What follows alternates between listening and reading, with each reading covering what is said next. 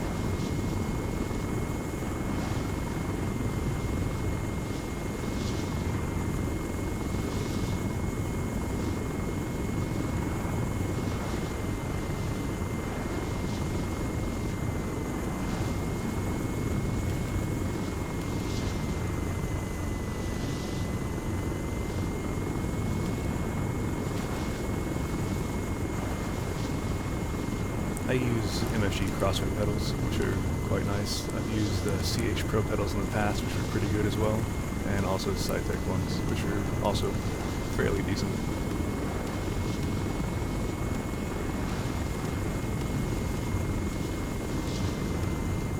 I don't think the keyboard or mouse you use is going to really matter a great deal. I use a wireless mouse, because I find it a little more convenient.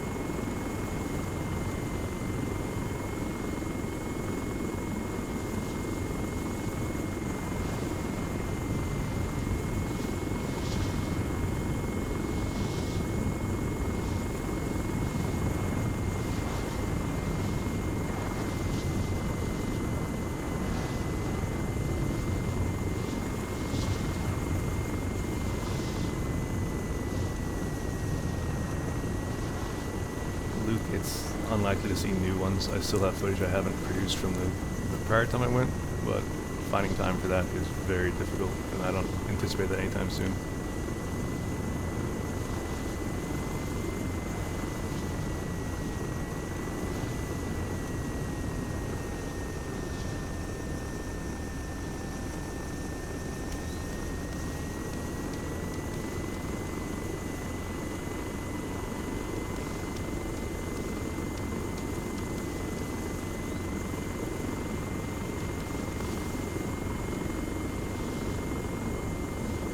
And spray cans, the combat landing, there's an art of flight. I believe it's called agility in landing, which goes into the details of that. It's things like doing bleed flares and just being able to manage your energy and know how the collective works. It'll help you a great deal. Pretty much once you have a good understanding of how the balanced state of flight works, you'll know how to transition into and out of that and what's required to make that work in any given environment. So that's really the key practice point, is just finding out how to do a transition to balance and know from balance where you can go and how quickly you can stop and things like that.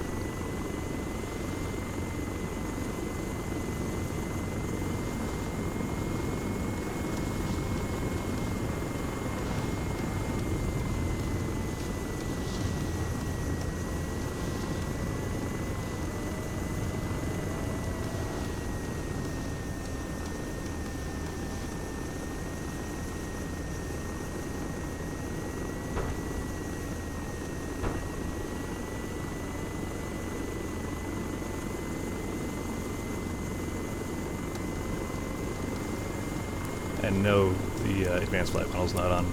I am not an AFM believer in the context of Arma. If you want to see me fly like actual sim stuff, I do DCS with that.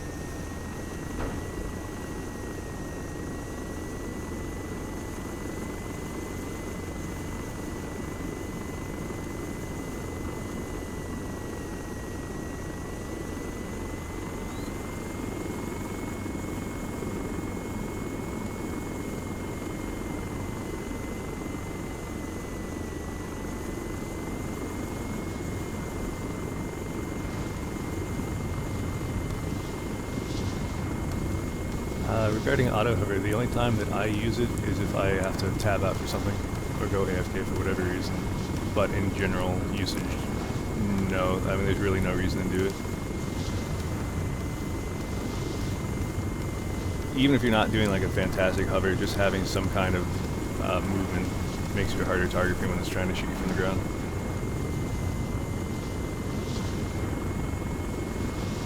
And really most of the time, if you're doing any kind of hover at altitude, having that kind of movement is nice because it does make it harder for someone to just blink you from the, from any kind of magnified optic or on the ground in general.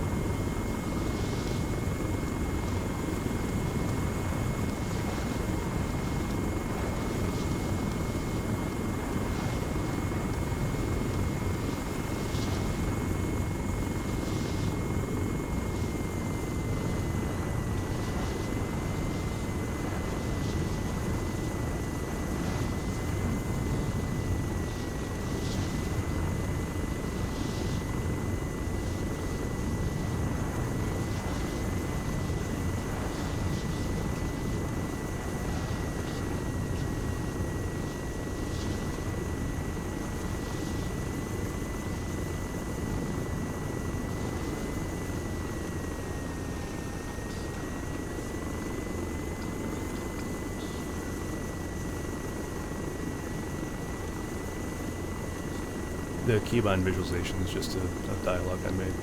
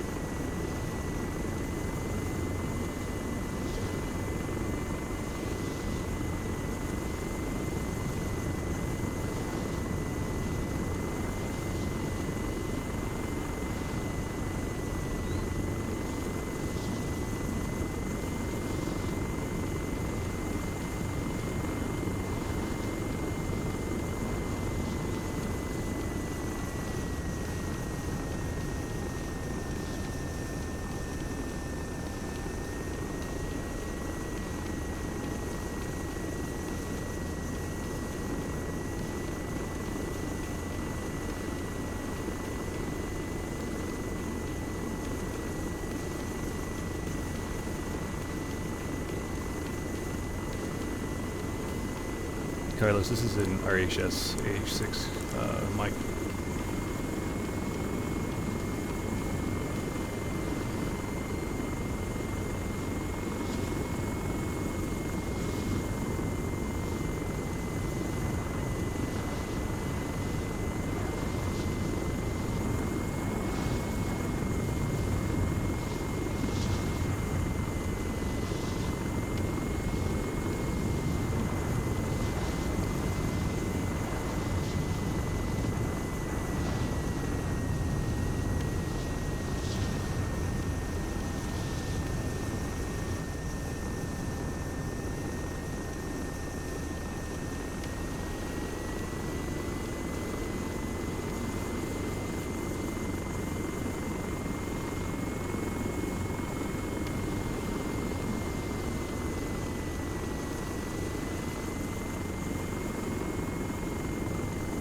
True dat, I'm not concerned about future Arma or Bohemia stuff in general. It's pretty much just a take it one day at a time sort of thing. They've done well so far. I'm happy with where we're at right now. I'm interested to see what the future holds.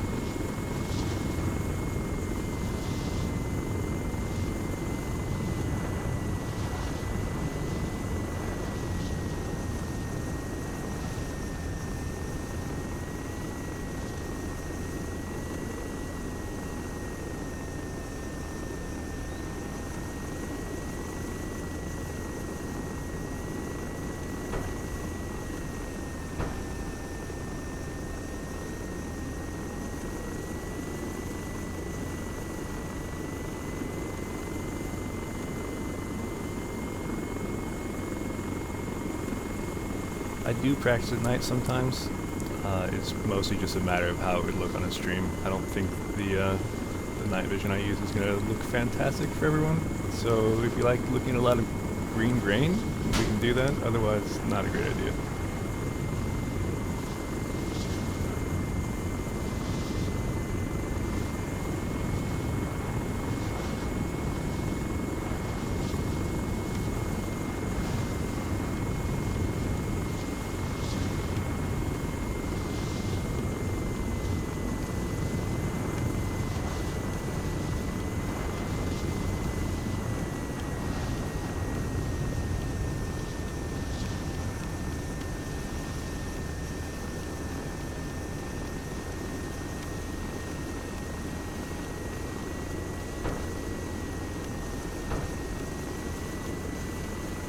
Yeah, it's the Shack Deck 9-inch and others hope for fun.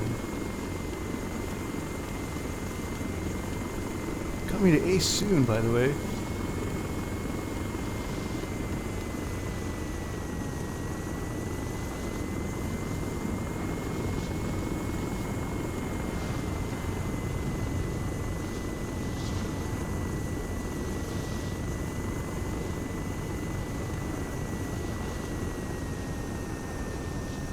actually. Let's try night real quick.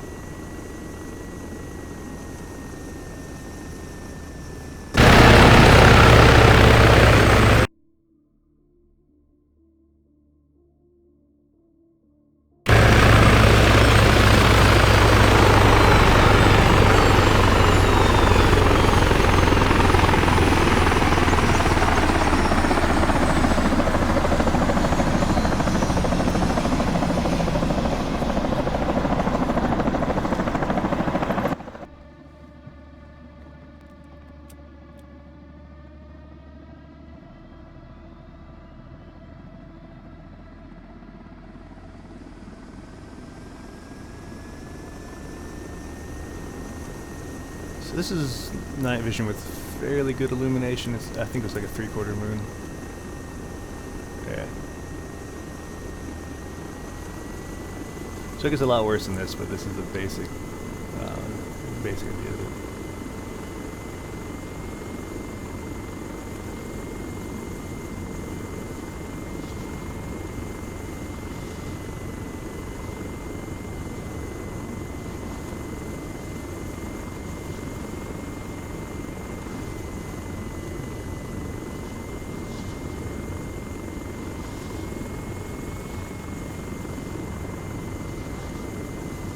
I mean, yeah, it's not unwatchable. It's just, it's a much smaller aperture for you to see stuff happening. It's a different kind of flying as a result of that, so it's not necessarily as interesting unless you're really keen on just seeing how night vision influences things. Mostly it's running into wires and stuff like that.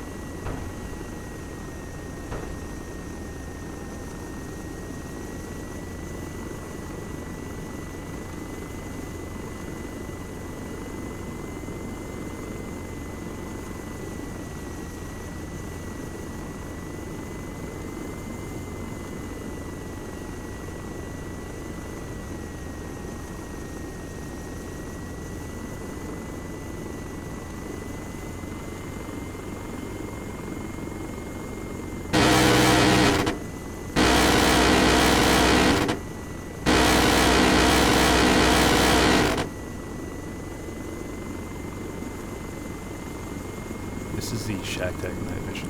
That's essentially the same thing you'll see in Ace shortly.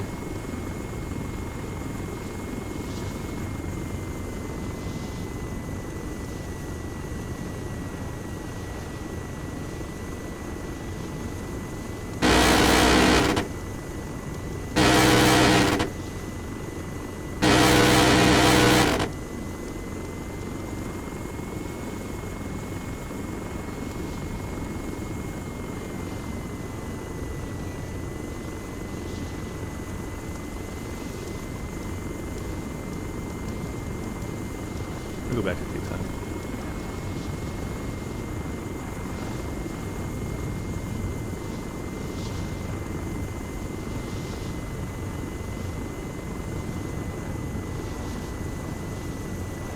The boxes directly under the S is mouse movements. The smaller inner box, the center point, and then the box that's moving around right now is basically how it's like a slightly smooth version of where I'm moving my mouse.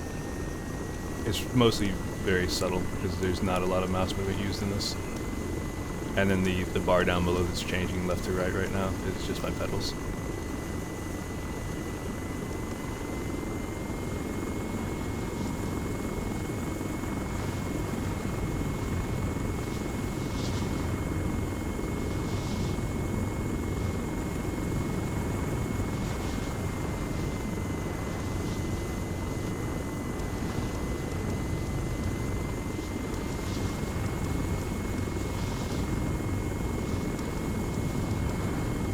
shoot at. I'm pretty sure with Patreon you can manage to do that. I think you just do it one time and then cancel, and it'll charge you. I think YouTube has their own little thing now, but I think it's kind of like Twitch, where you're basically doing a subscription for monthly stuff.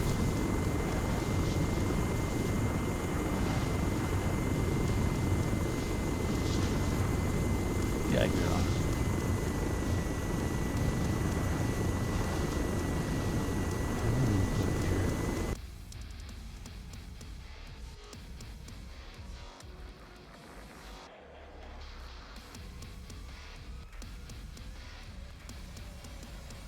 So that's going to cut my fuel in between 10 and 40 seconds, and then we'll auto from there.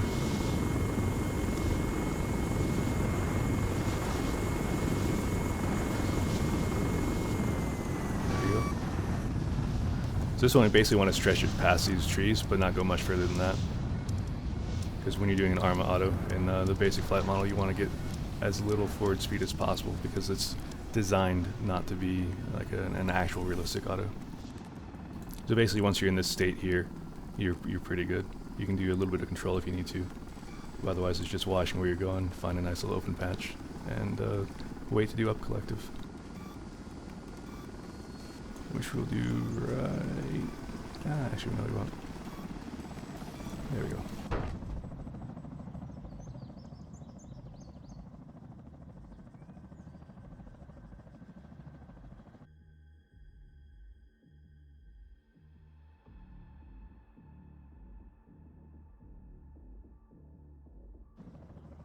One of the things I intend to do at some point is do an actual like Q&A art of flight session, and then have some scripting set up to make it easier to facilitate doing auto rotations, tail rotor loss, and those sort of things as demos.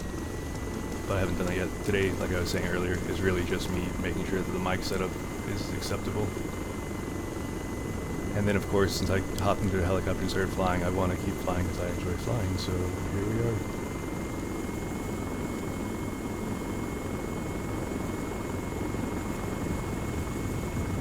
Andrew, I'd suggest looking at, I did a video, I'm pretty sure it's called Dead Simple Auto Rotation. It's the Arma 3 one. There was one that was auto rotation in Arma 2, and there's one in Arma 3. The Arma 3 one's just like the simplest possible way. Oh no, that's tail rotor recovery. Crap. No, it's like called vanilla auto rotation or something like that. Anyway, look at Art of Flight. It'll cover that. It's really straightforward. The thing you don't want to do is, well, actually, I'll show you the. I showed this in a recent stream as well. I'll show you the wrong way to do it. The right way to do it in reality, the wrong way to do it in Arma, and it will blow you up quite well. Oh wait, no, I don't want to do that. I'll talk it through. So basically, in a normal auto, you'd expect that as you start losing altitude, or as your engine cuts, you kind of like glide forward and get 60 knots roughly. In Arma, as you're doing that, you'll eventually get to a point where you'll try to do a flare to recover your rotor RPM like you would in reality, and you will have no pitch authority because the flight model just shits the bed at that point, and you'll basically lawn dart right into it.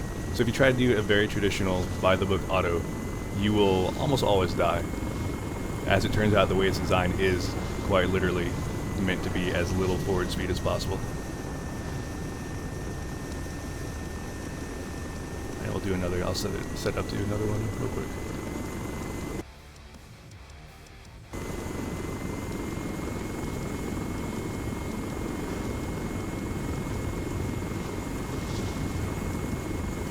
So we'll go at kind of like a decent speed here to demonstrate how to recover from it.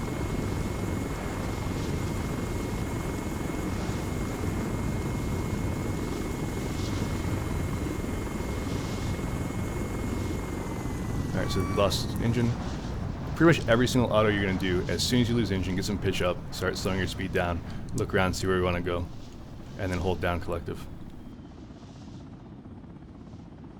And like, so we're at around 80 kilometers an hour. That's decent. If you get to like, say 150 or something like that, that would where you'd be, especially if you're in a dive where you'd start to lose control. But 190, that sort of area is generally pretty good, and it looks like we're coming in reasonably okay. That's a little hard, but no damage.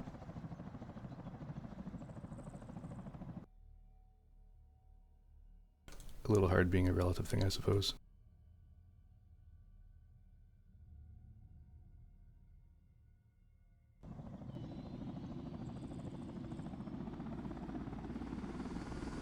Yeah, you can certainly keybind malfunctions to the keyboard. I just haven't done that.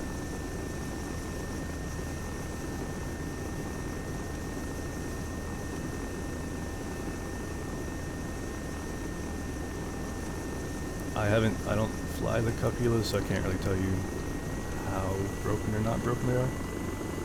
Most of the time when people complain about exploding on an auto, it's because they hit either very hard, or they hit an object, or they're at a very high state of damage and had a real low margin of error for how they set down. Because you can certainly hit a lot harder than I did right there and still be okay. You'll just bust the engine.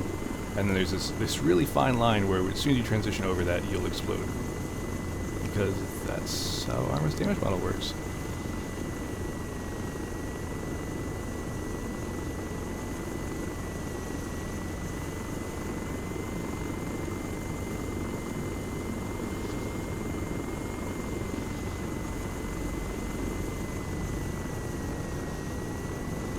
Kevin, I wouldn't say the tanks DLC would necessarily make us do more tank versus tank missions. We kind of just do those already, so we have a lot of tank assets in there.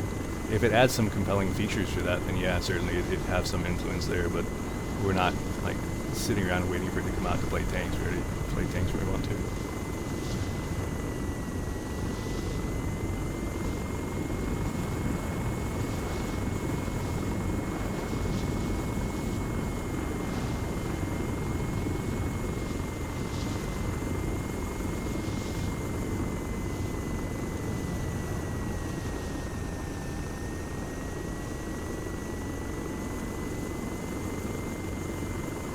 F and V are my collective keys. So F is up collective, V is down.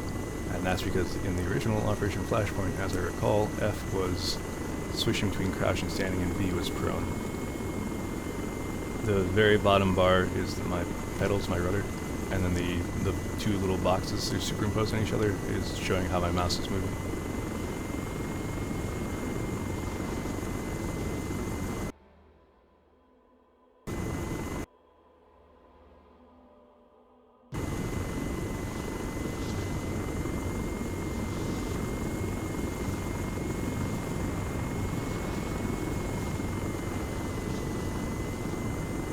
Andrew, the helicopter you're flying, of course, dictates the maneuverability of it, and the size of it dictates the LZ possibilities, so certainly what you're flying will have a very big influence, especially as you get bigger and bigger, unlike Chinooks or Merlins, or if you're a real masochist, I guess the Sea Stallion.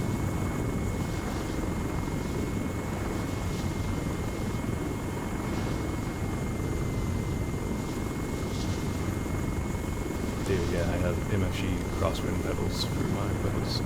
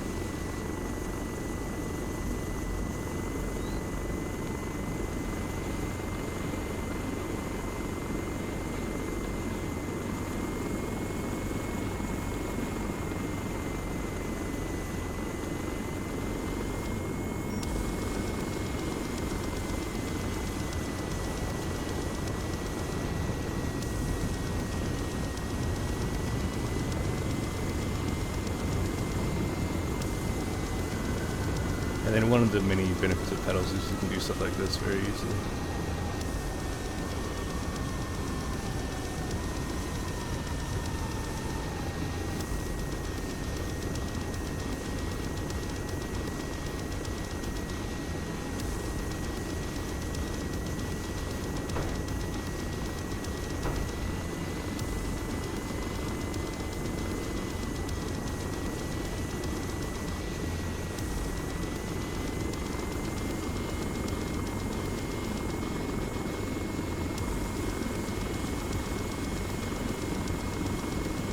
Spooky, can you rephrase that?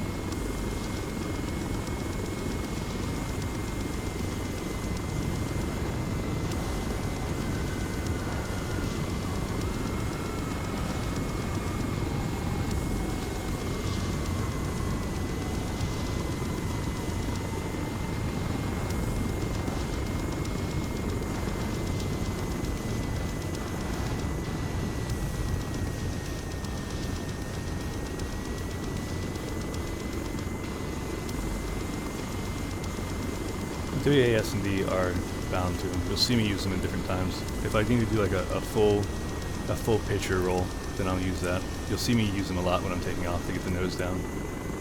I'll do a quick little landing takeoff and probably demo it.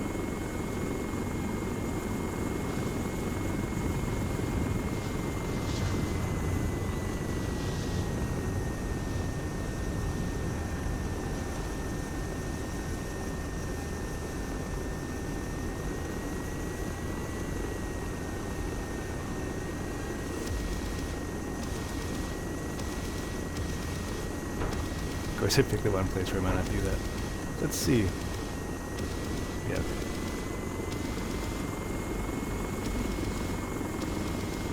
Basically, anything that's fine movement is just the mouse.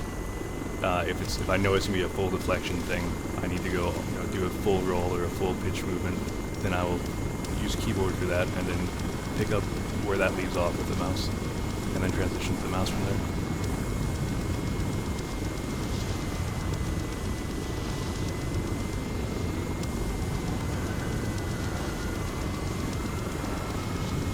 There's actually a video I did, I think it's Art of Flight 16, it's just called Controls. It's a more, I think it was this year, it just goes in what I use and roughly why. And for mouse, it's default except the sideways movement is banking instead of turning. Turning's like this hybrid control that existed from Arma 1 onward, where at speed, it's a roll input, and at low speed, it's a combined roll plus rudder input, which is less precise.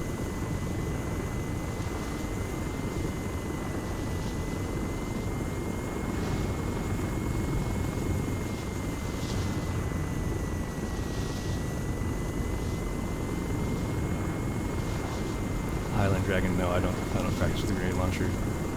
I just play the game. I really dislike how Arma 3's grenade launcher controls work, like the sights and everything, compared to how Arma 2 handled it.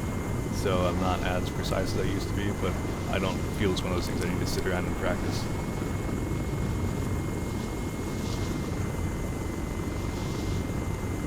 Jack, I'd consider track error absolutely essential. If anyone tries to tell me they can be a fantastic pilot without it, I simply don't take that seriously. I don't believe that's the case. You have to have some kind of head tracking to do a lot of maneuvers successfully and safely.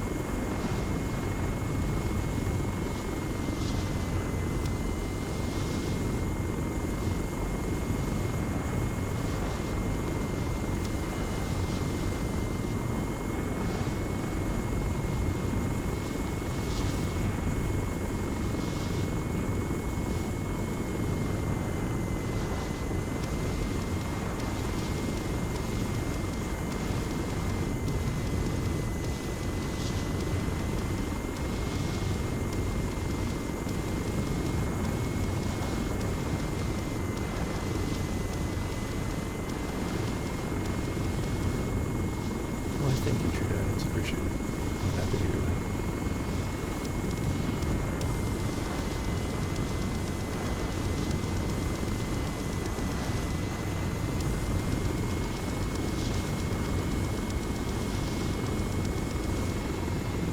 The thing about track error is just head tracking in general. If you can't get it like the actual track error hardware, there's enough do-it-yourself things where you can scrape together components for that. It may not be as good, but it'll certainly give you basically what you need to get the benefit of it.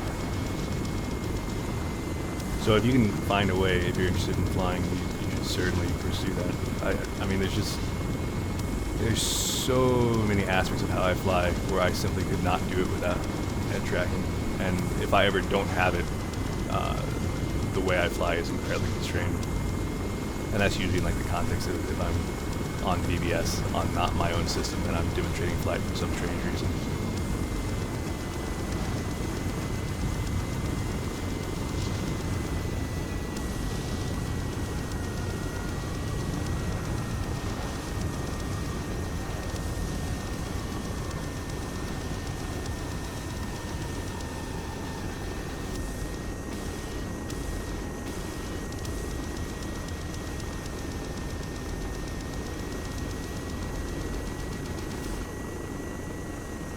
David, look at the CH Pro Products pedals. They're like, I want to say 100-ish, and the other ones are Cytex pedals. I think. Well, there's different variations of Cytec ones. Some are more expensive, some are less. The CH ones, the only real downside of them is they have a narrower, like a narrower spread to them. But I don't know. I found it comfortable.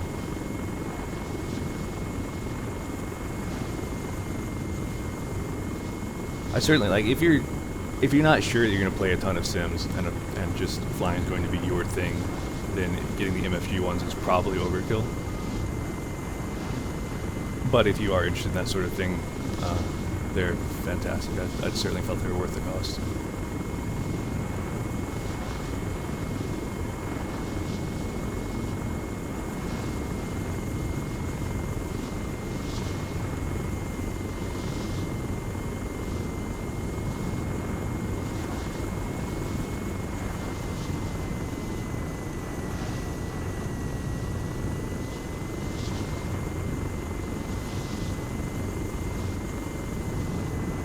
Precision, I have no idea how many hours I've flown. I don't want to know. I don't want to really think about that.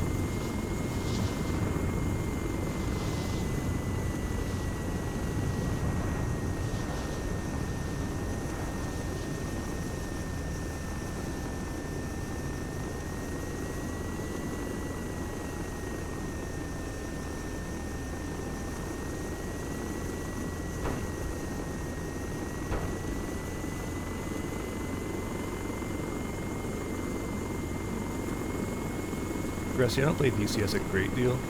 I just recently reinstalled it. I'm on a new system very recently. I probably will at some point. It's just all I really do in that is fly the Hue, and I don't do multiplayer very much with it, so it's basically just tooling around for the giggles of flying a helo.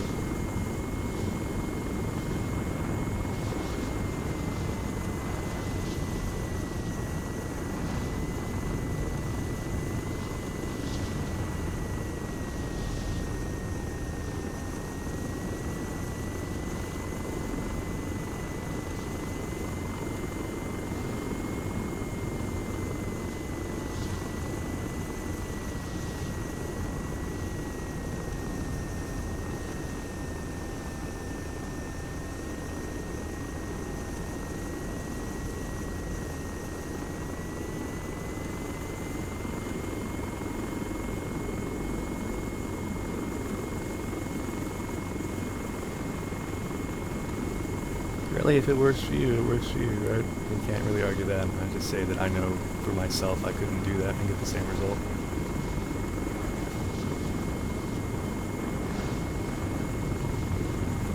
Bear Cave, I've done 4 videos, I think. One was a short highlights compilation, and then there was, I think I did videos for Monday, Tuesday, and Wednesday of that. There's a playlist that's just called Flight on my channel that has all of them.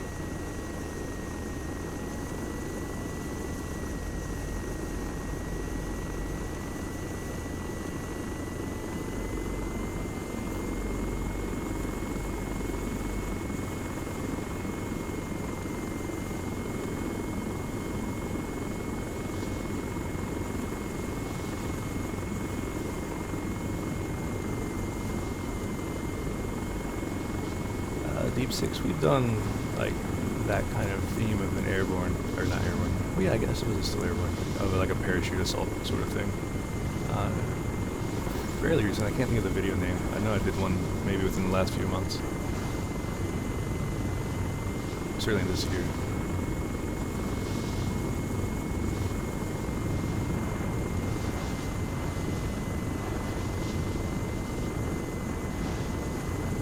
I'm happy to hear that, Rusty. As far as gear goes, I used to not even use pedals at all. I only got those at some point in Arma 2. So you can use, for lack of a better way of phrasing it, you can use lesser hardware, solutions, like less optimal ones, and still do quite well. It's just if you have the opportunity and you're financially able to justify it, you might as well go all the way, because it will help you and it will let you do things you couldn't do otherwise. Especially pedals. Pedals are a very significant part of how this works. I mean, you can just watch the little rudder indicator. I'm dancing on it all the time.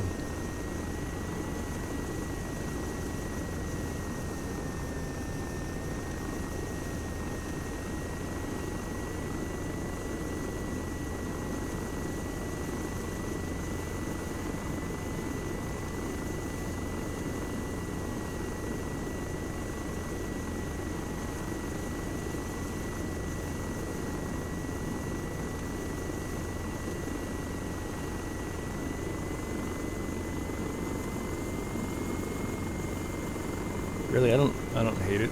I just don't have an interest in flying Arma like that.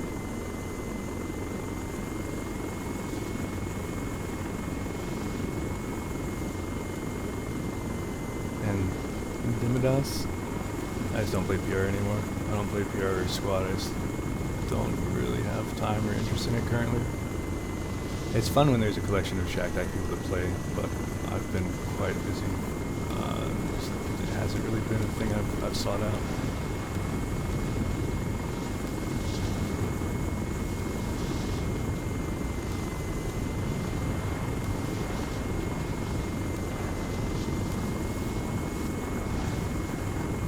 Redmond, I'm not doing anything specific.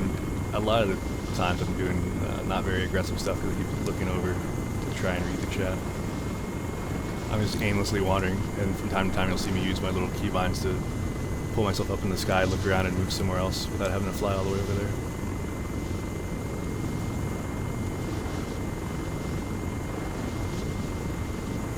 Zals, I mean, aside from track IR, the only other non-standard component are the pedals, so yeah.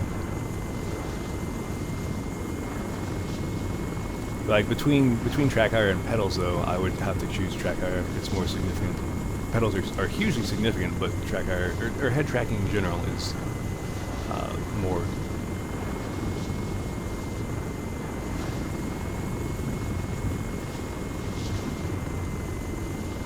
And James, yeah, I play other games. Just, I'm not really interested in making videos of other games, really. I just, the hook for video creation for me is showing stories of Shack Attack and Arma and all the unique aspects of that.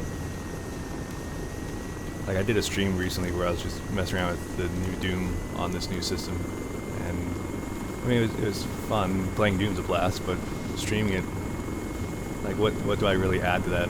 I don't have an interest in commenting on those kind of videos as I play a game like that. So you're basically just watching someone play Doom. So if that, that does it for you, cool. But it's not something I'd spend time producing an actual non-stream edited video for. I think the only games I've done videos for, I don't know, it's less than 10, and almost all of them are either Arma or PR.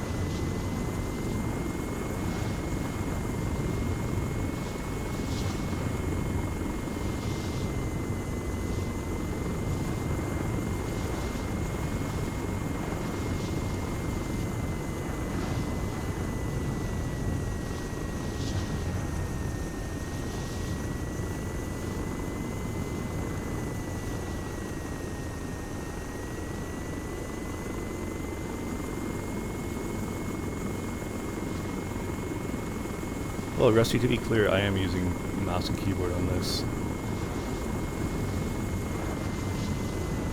And teaching flight is just teaching the flight principles. If I explain something to you using my mouse and keyboard concept, it's going to be the same.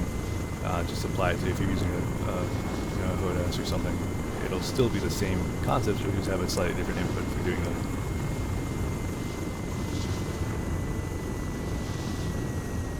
Now, if you're doing like advanced flight model, obviously there's going to be a lot of differences there. So if you take most of the art of flight stuff, it'll apply. If you take some of it and do it through advanced flight model, you might lose your rotors or just die in some horrific, preventable way.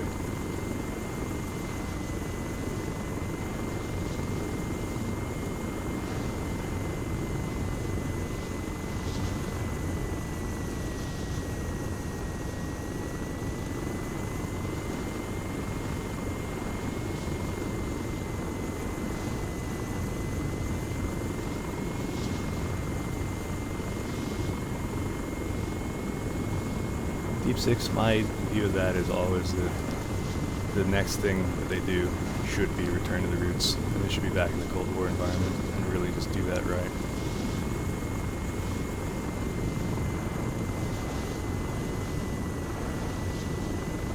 There's just, I mean, there's loads of untapped potential doing a Cold War Arma.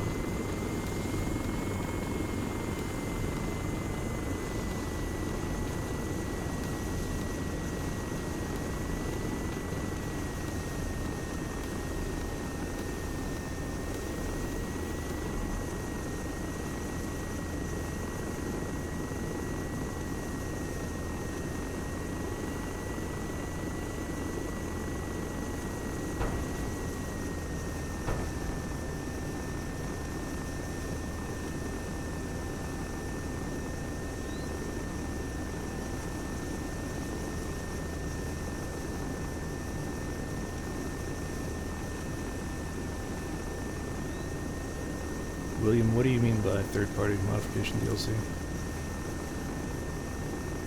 And Vintage, yeah, I've done DCS helicopters. I fly the Huey a decent amount. I don't know if I have a stream up of me doing that. If you look at my stream playlist, I might have streamed, or might have made one of those streams public.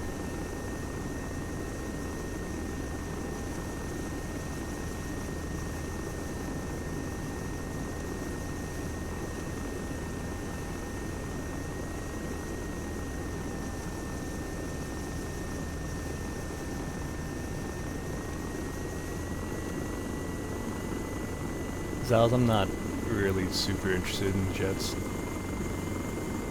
DCS at least, it's just, I mean, it's not anything against them, it's more that I just don't have the time to sit down and learn a more complex set of avionics and such, and actual jet employment doesn't tickle my fancy like helicopters do.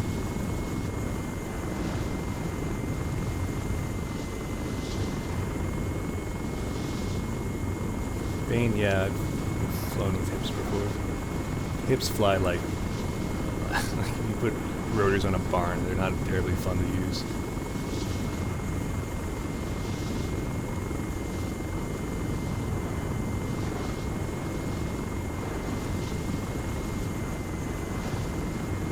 Arma 3 planes aren't great, but they're a lot better than they used to be.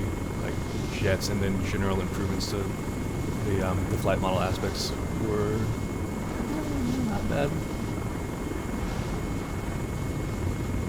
Also, Arma gets so many points just for the interaction you have with ground troops. Being able to do a jet strafing ground and supporting actual infantry on the ground is quite cool. You don't get that in like DCS.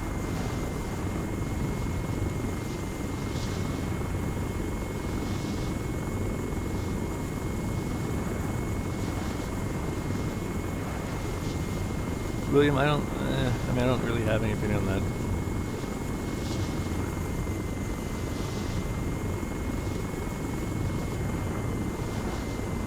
I guess if I were to say anything, the idea of making it more accessible for people to get really high quality mods and supporting those developers at the same time seems like a positive thing. But a lot of people seem to not consider the fact that making something like, use RHS as an example. RHS is a tremendous amount of work. I mean, any mod is ace and anything else really. I'm not just selecting them.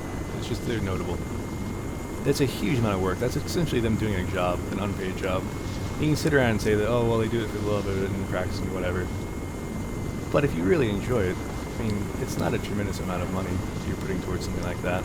And it makes a big difference to them. So if you like that and you want to see more of that in the future, it seems reasonable to me to support that. And if they have a cool setup that allows them to do it as official DLC and get some more exposure, makes it easier for people to integrate and use in their communities without having to do extra steps and stuff. Kind of like how the Steam Workshop improved things for Arma 3. And that seems cool as well.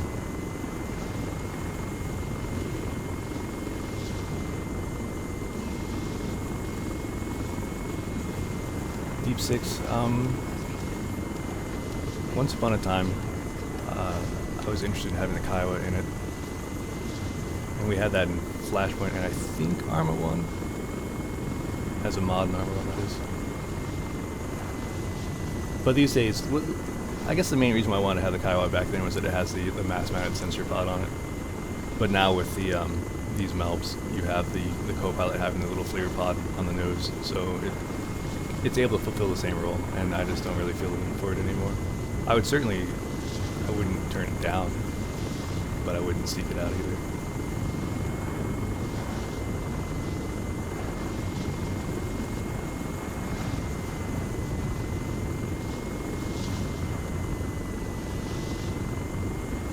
Vintage, yeah, this is the Melb Little Bird integrated into RHS. I think it's fantastic.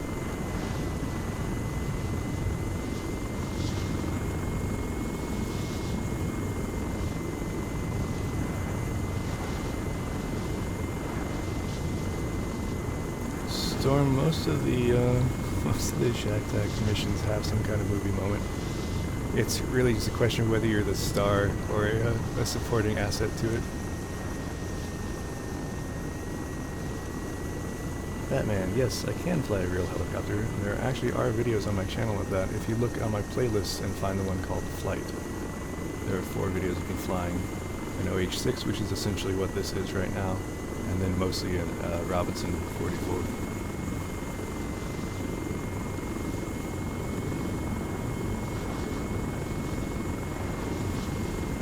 Vintage, what do you mean by support the Melb on Shack Tag? We use it in our add-on set. We use it before as part of our RHS, and we use it as a part of our RHS now.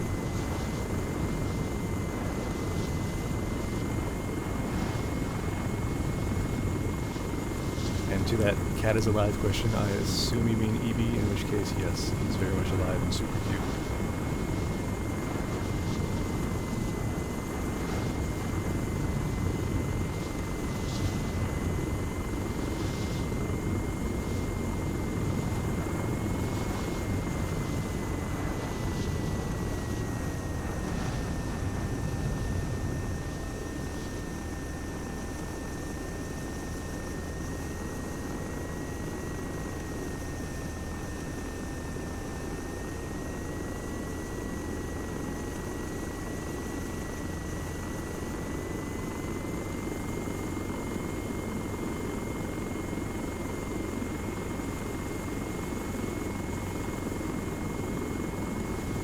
We've done like a makeshift AC-130 in the past. I think in the more distant past we might have actually had like a proper one, maybe an Arma 1, maybe at some point Arma 2. It's not really, especially not in any kind of player versus player context. It's just absolute fucking garbage to be shot at by an AC-130, as I'm sure it is in reality. It's not super compelling from a gameplay standpoint. We've done AC-47, which is a C-47 with miniguns on the side, which is novel. Very cool to watch, incredibly ineffective, but it has a good wow factor to it.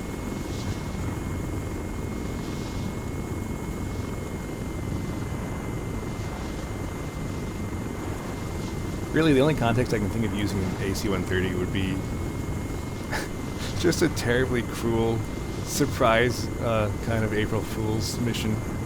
Like have like an insurgent-based co-op where you're all sitting there planning and doing stuff, and then you suddenly get attacked by a player-controlled AC-130, and it disrupts your mission. Everyone just runs around and tries to survive and gets picked off one by one. Which, as April Fool's, would be hilarious and fun, but as an actual mission, would be just a steaming pile of shit.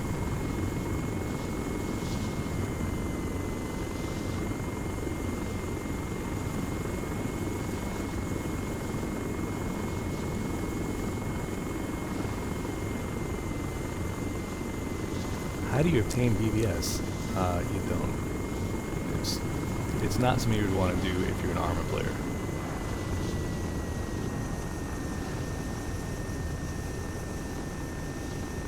BBS is super cool for what it's intended for, but if you're in it to play games and mods and all that stuff, stick with Arma.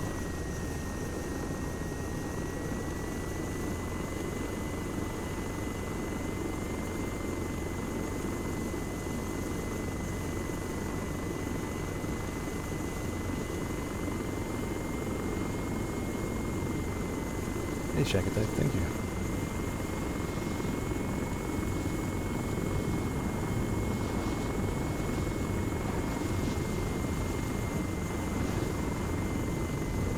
Highland Dragon, do you mean if I'm actually flying with them? Am I watching them for, like, actual legitimate reasons or for critique? Zach, I'll be streaming for, whatever, let's see what time it is. Not very long, maybe 15 minutes or so.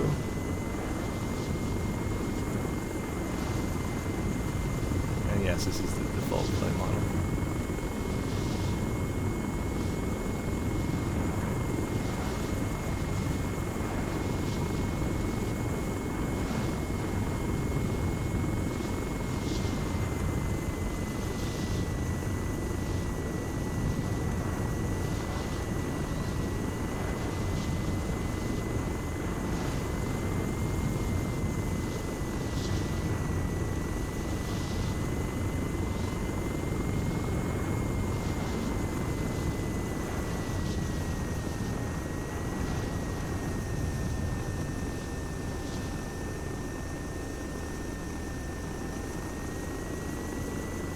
I can find some buildings.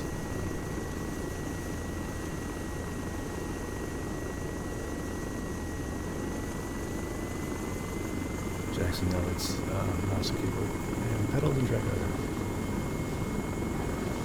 Andrew, it's a script I did. And no cat updates, maybe it's just really cute. Wraith, the new system has greatly improved performance, especially in multiplayer. And thank you, Ultra.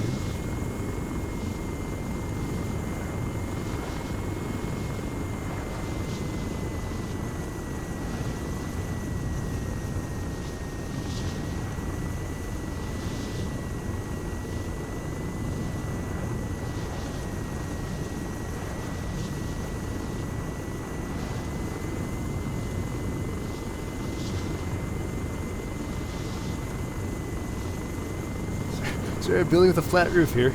Aside from that, let's use that.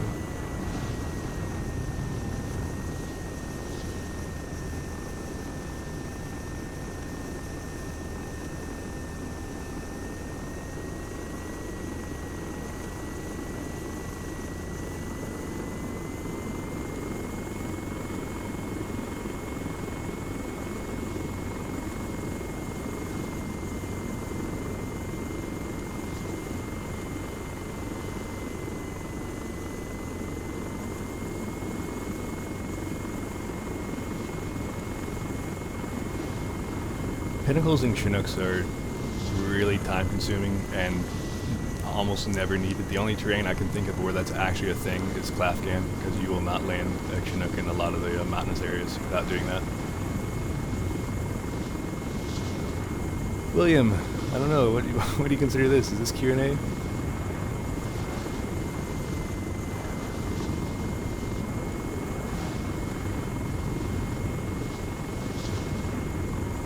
Quantum, no real advice currently, not in this at least.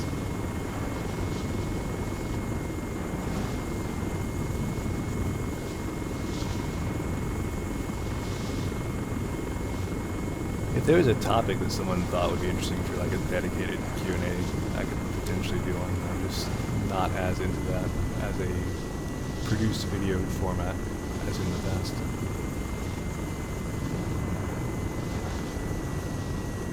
I mean, it is random flying, it is random things, but people are asking questions and I have this habit of answering some of them.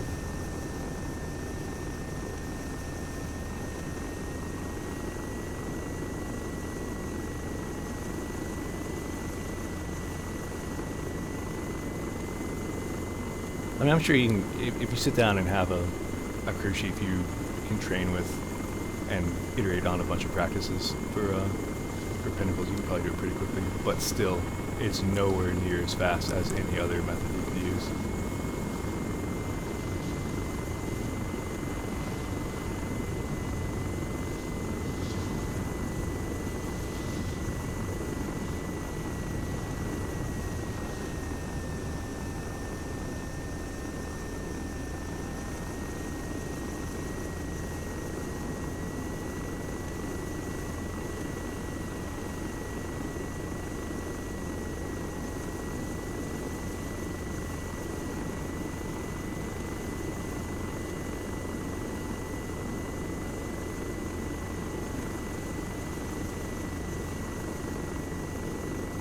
I don't have any unreleased or unproduced footage that I can think of that's ground vehicles currently.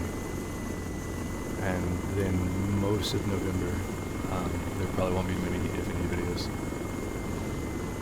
And then, in December, hopefully, there will be a year in review video, which I hope will be very cool.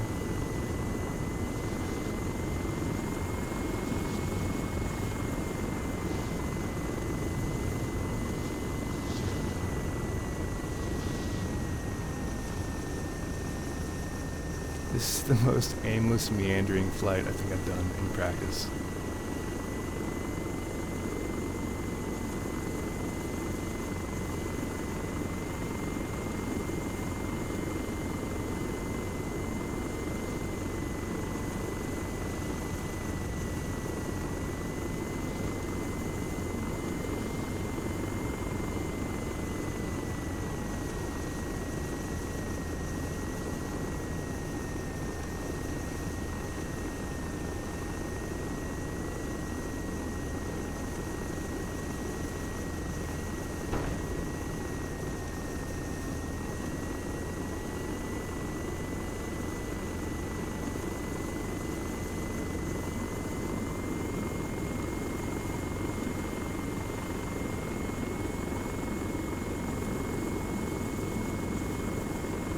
Comment, that's not really my ambition.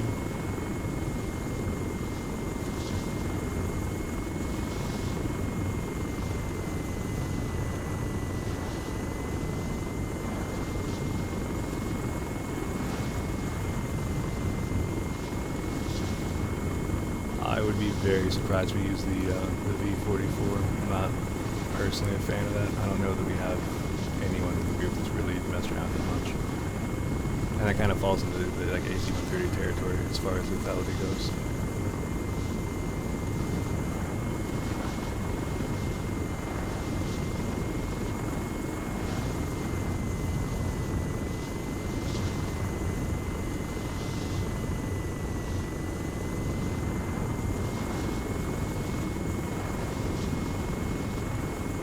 Liam, I guess the better question is, do I see myself being 60?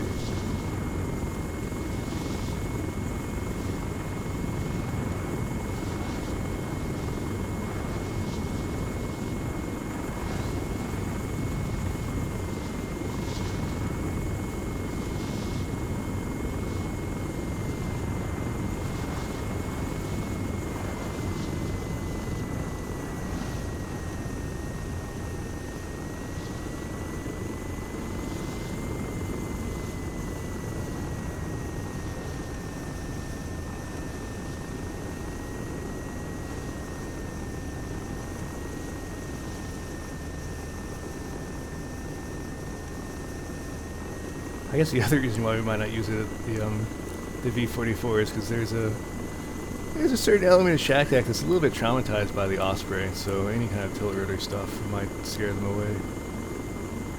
even if it's supposedly, quote, supporting them.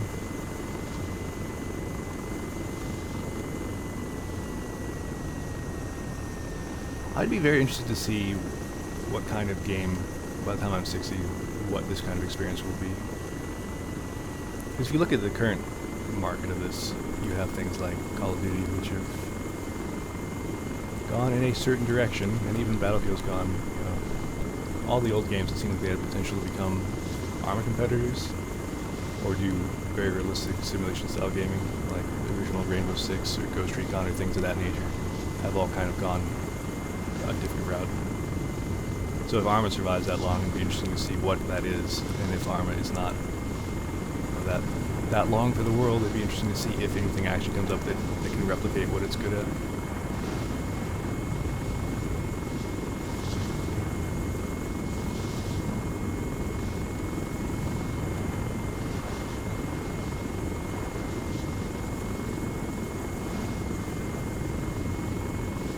Kirk, I don't actually know what those are. What those helicopters are. So if they're Arma mods, then if they're part of our HS, then we would potentially have them. But otherwise, no. But pretty much everything. It's all kind of the same.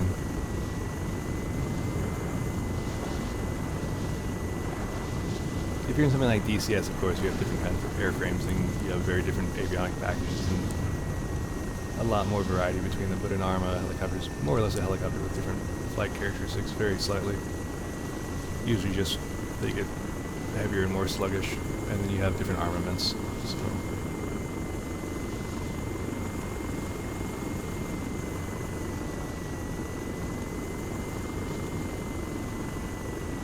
the problem with the tilt rotors, or at least the Osprey in its Arma 2 and I think it's Arma 3 incarnation, is that they don't have like a proper helicopter flight model. It's basically like a kind of, I don't want to say hacked, but it's like the Harrier VTOL flight model applied to a helicopter. So when you're in rotorcraft mode, it's like, it's controlling like shit. And then it has no ability to actually ascend in helo mode with any kind of speed. It's really painful to get into helo mode, and since that's the most interesting side of it, it kind of shoots it down.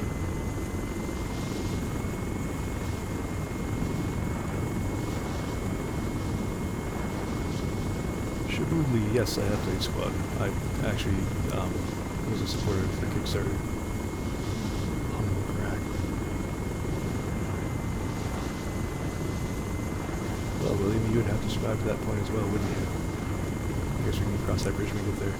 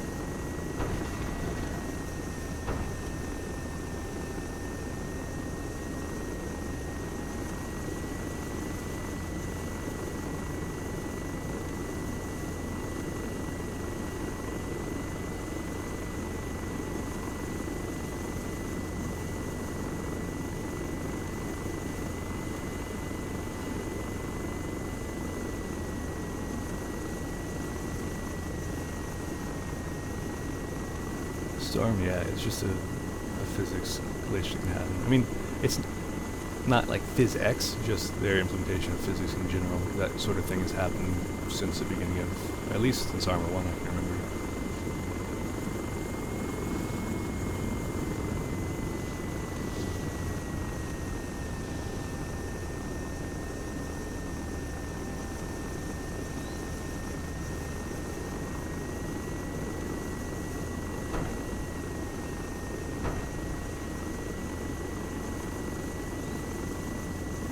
How fast can the little bird go? It's gonna dive pretty fast.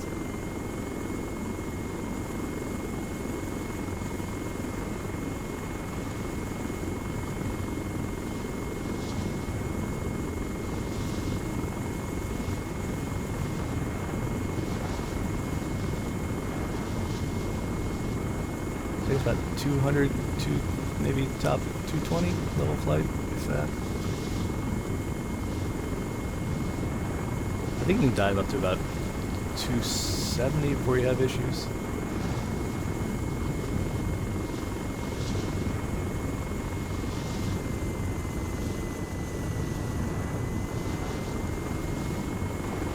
Actually, I'm not sure if this will become catastrophic or not. Let's find out.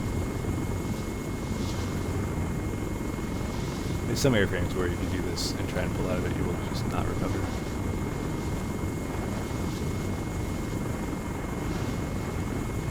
Nope, you have plenty of control. If you do that, anything based off of the Cobra, so that's also including the Comanche, they will just pancake into the ground.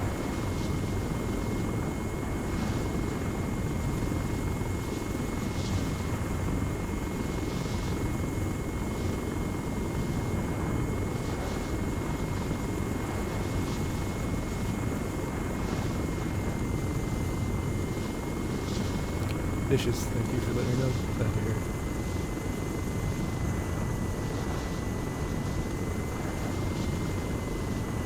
There's also some stuff like some of the RHS tanks are configured in a way that makes them kind of susceptible to certain physics freakouts. So from time to time you can have them just do terrible things that if there's infantry around you, they'll probably get splattered by it.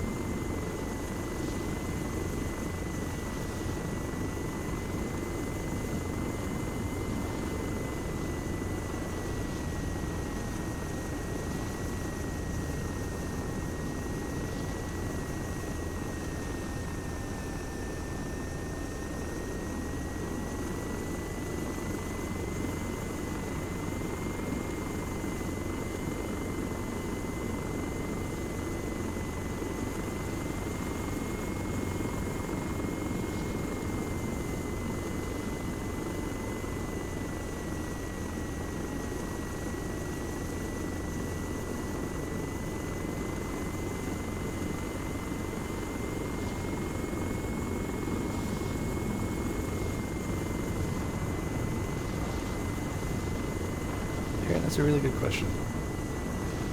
I think there's certain aspects of it where you're always very consciously thinking about things. Anytime there's any kind of restricted area where there might be a clearance problem, that's a pretty active thought process of going through it. But something like that where it's clearly there's plenty of room, it doesn't take up many cycles. Most of the,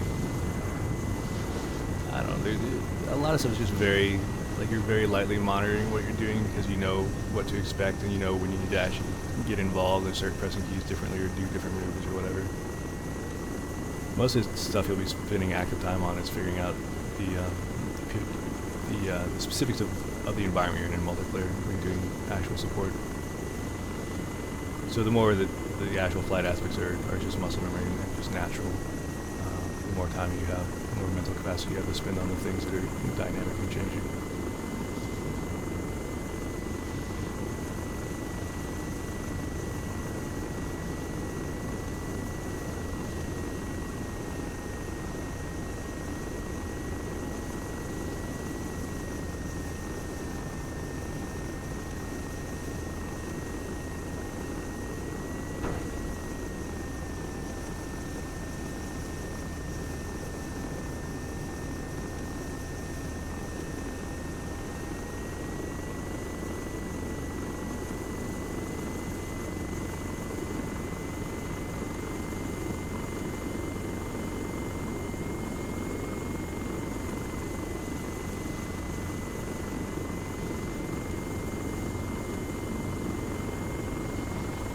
vintage, the biggest difference for me would be, I guess there's two of them.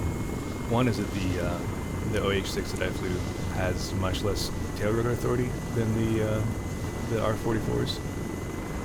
So you find yourself really, really putting the pedals in there. And the other one would be, what do I think?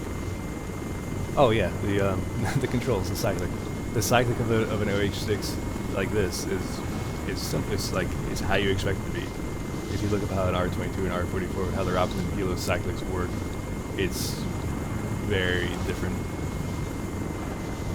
The actual way you move it around is, for me, was quite strange. It took a while to get used to. I think it took about 2 days to really get used to.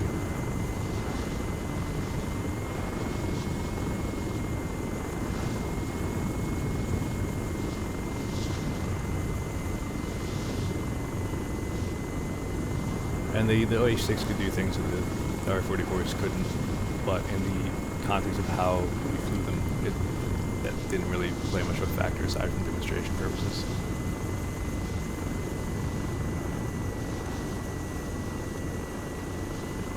Styles, I've been playing this series for so long that I've done everything, so I have a good feel for what really engages me and what doesn't, or what I can play from time to time and get some fun out of it, wouldn't want to play regularly. I can pretty much pilot every single mission of every single session and have a great time, but I enjoy mixing it up because one of the best parts of Arma is that you can take it from so many different perspectives.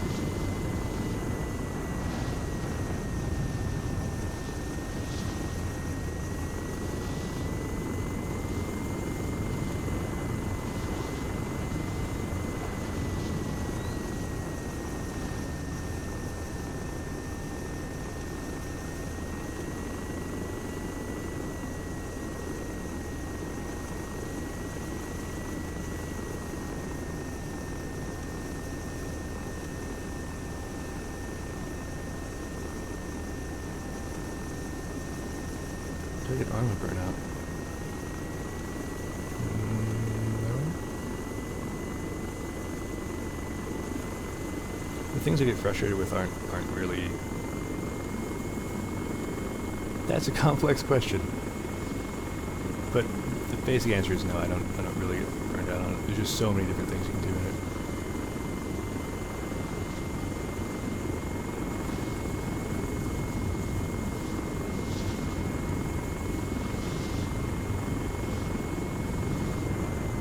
I get much more burned out on doing like group administration aspects and handling that level of things than I would on actually playing Arma or having sessions in Arma.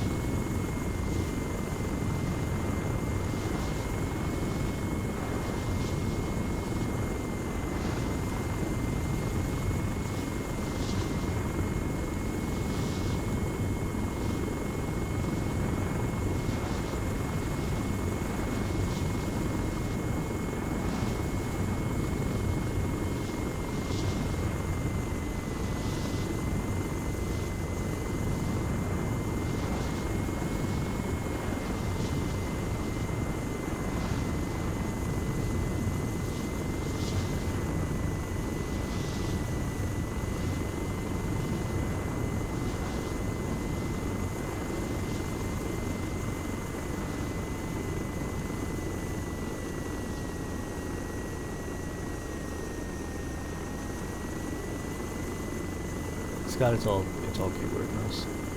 Well, thank you, Truda.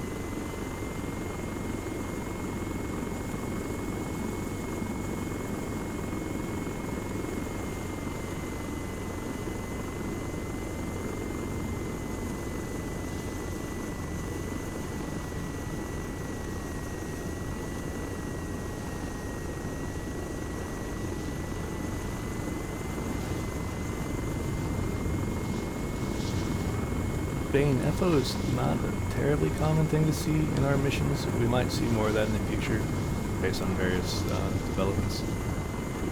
It's also not typically a role I'm super fond of. I can do it, it's just between that and doing like a JTAC or a Fortis or a FAC, I'd rather do those. It's more interesting to me to talk a pilot on the targets than it is to adjust rounds or just call the rounds in the first place.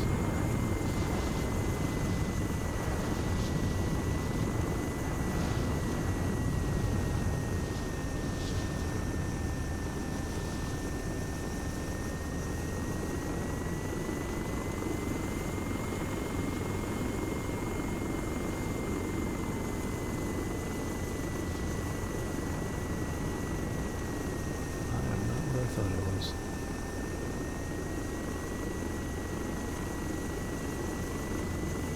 PvP will come back eventually. A few things we're waiting on first.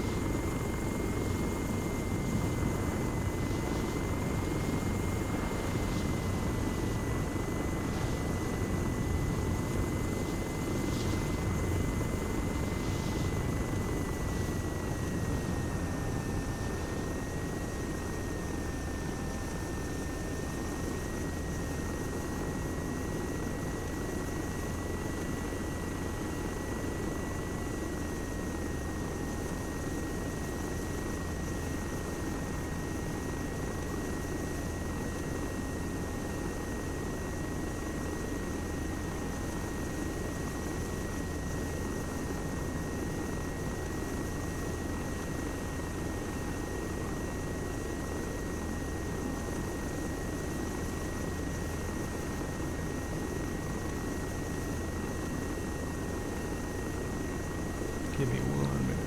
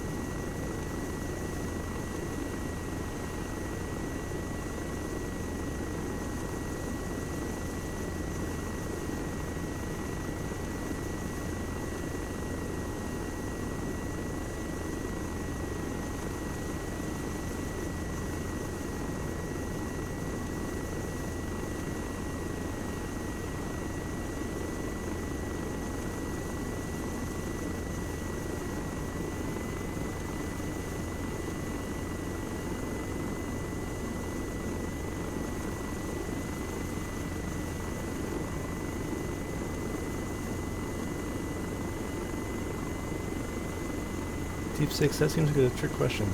Would they be a single color?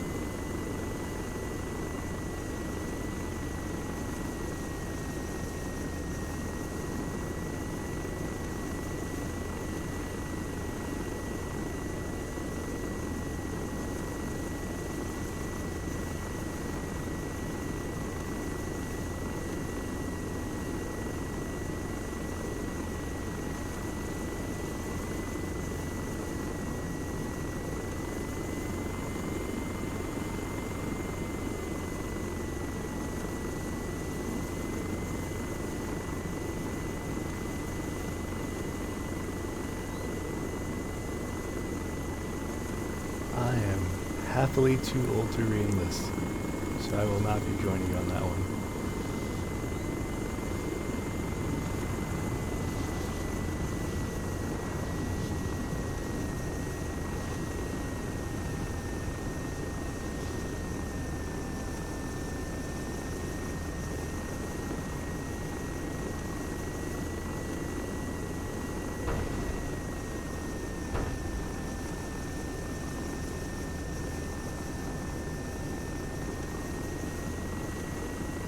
Bane, we use headless client, which is the thing that came out in Arma 2.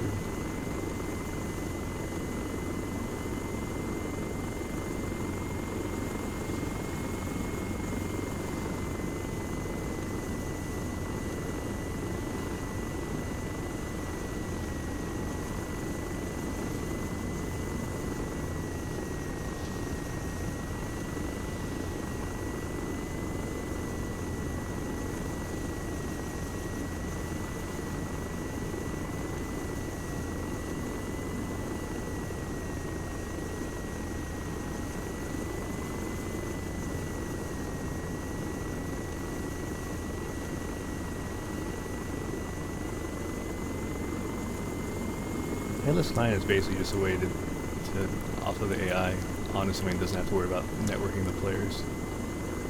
So since the server itself is worrying about all the network traffic it's doing, the server frame rate drops lower as a result. So if you also have AI on that, then the AI is only able to think at that frame rate. So a headless client is not burdened by those player AI or player networking concerns, so it can spend all of its processing time basically making the AI smart. It doesn't make them any smarter, it just makes them, they think at a higher frame rate because it's not burdened down by the other typical server tasks.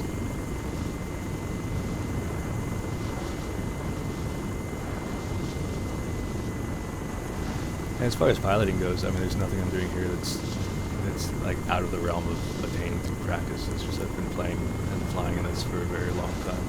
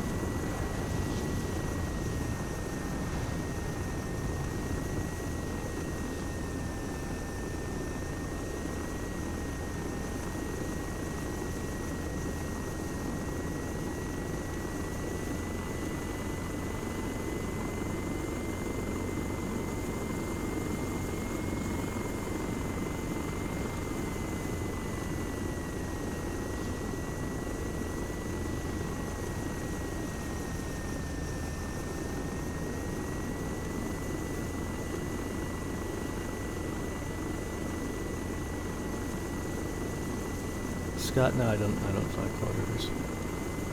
I very briefly use one. I think it's interesting. I just don't have much time for that sort of thing.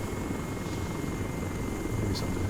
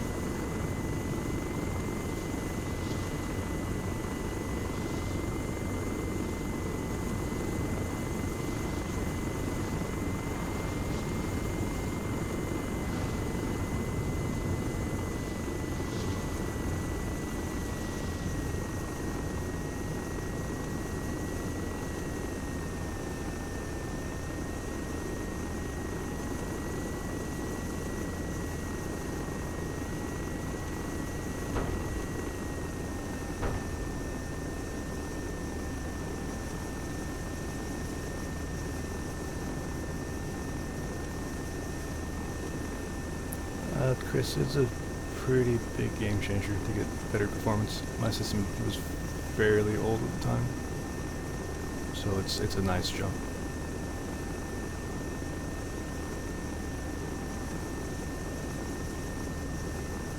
I do fly outside of Arma sometimes in DCS.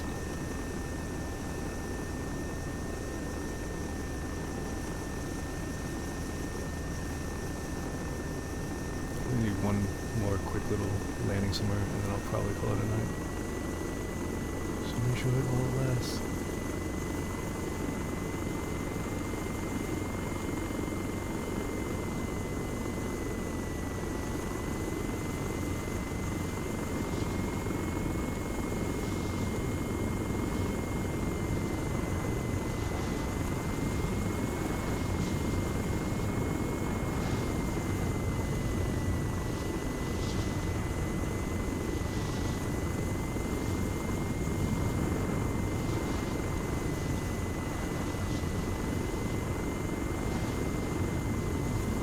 I can't fly until I burn the fuel. That's like 20, 25 minutes more. Oh, you know what? You raise a good point.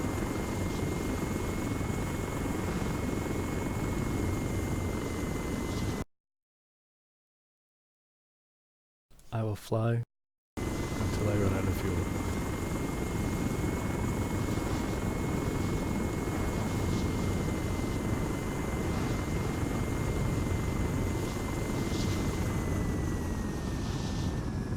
Oh no, what has happened? Where has my fuel gone?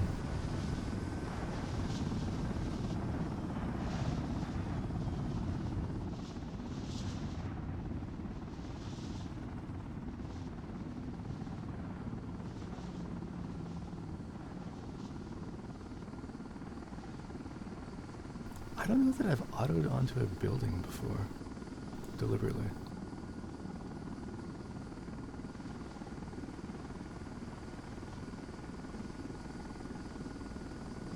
I don't feel great about this idea.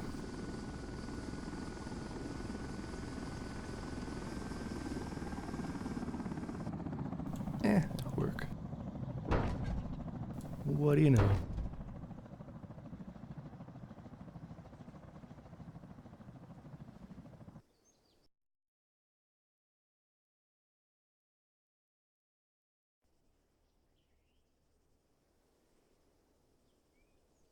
So that was fun. Uh, Thank you for attending. Hope it was enjoyable. I intend to do some kind of like actual, more deliberately structured art of flight, like live Q&A type thing, and do some scripting for it. Make it easier to visualize some things, just talk through different procedures and field questions and stuff like that. So this is a nice little way to warm up the general Q&A kind of thing.